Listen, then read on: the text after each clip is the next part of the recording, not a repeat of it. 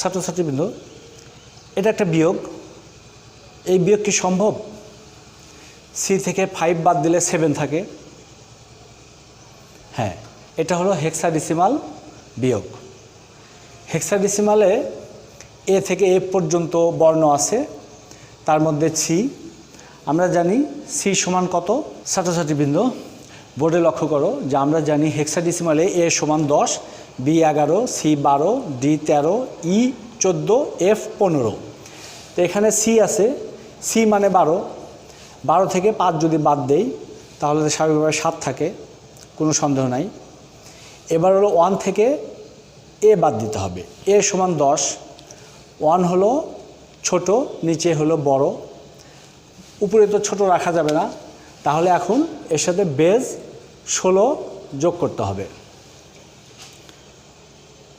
যখনই উপরে শর্ট পড়বে, কম পড়বে, ছোট হবে, তখনই বেজ গিয়ে সাপোর্ট দেবে, বেজ যোগ হবে। তাহলে 1-এর সাথে 16 যোগ করলে 17।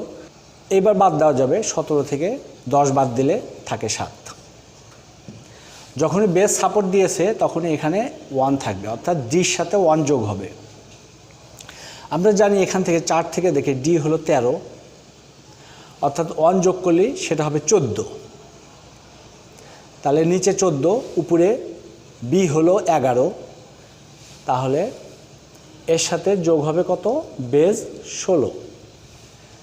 11 এবং 16 যোগ করলে কত হয়? 11 আর 16 যোগ করলে হয় 27। 27 থেকে বাদ দিতে হবে 14।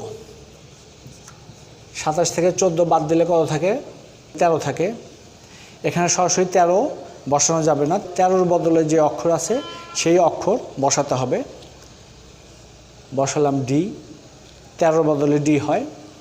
এবার বেজ নেওয়ার কারণে এখানে 1 আসবে, তাহলে নিচেরটা হলো 3, উপরটা 8।